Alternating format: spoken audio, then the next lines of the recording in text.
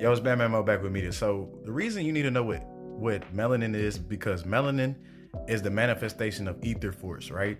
So the more melanin you have is the more of the personification or the manifestation of those certain ether beings. So we talk about 9 ethers, 8 ethers, 7 ethers, 6 ethers, so forth and so on, right? So you gotta understand that a heavily melanated person like this would normally be more 9 ether, while somebody of this color is more of your 6 ether, so to speak, right?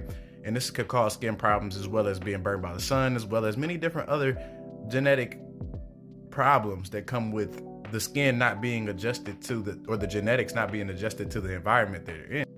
So what is melanin? Melanin is what we call inner melanin and outer melanin, or neuromelanin and whatever they call the other one, right?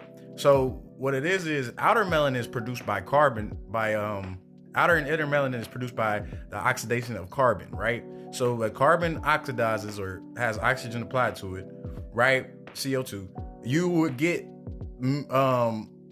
the skin colors that are manifesting from the solar forces. So we're saying, like, basically our physical body can absorb the sunlight as solar heat genes, right?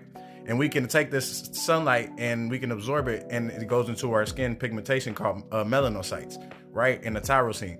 Now we can take this information and be able to apply it to help us advance spiritually, because it starts to get you in tune with your genetics faster, because we're solar beings, we are etheric beings. This is where the soul comes from. So therefore, the other forces still have soul force, they just don't have as much soul force.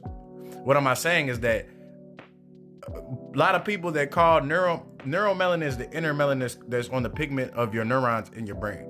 I mean, on the neurons of the dendrites on your neurons. That's what I'm saying.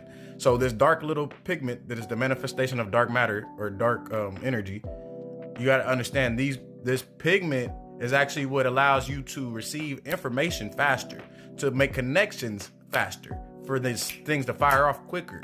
This is what people don't understand. So whenever I'm dealing with, people that have embodied the non-ether force, they tend to automatically know what I'm talking about. Not just to talk about the name, I'm talking about once they embody the soul to its fullest potential, they understand everything I'm saying because they understand themselves.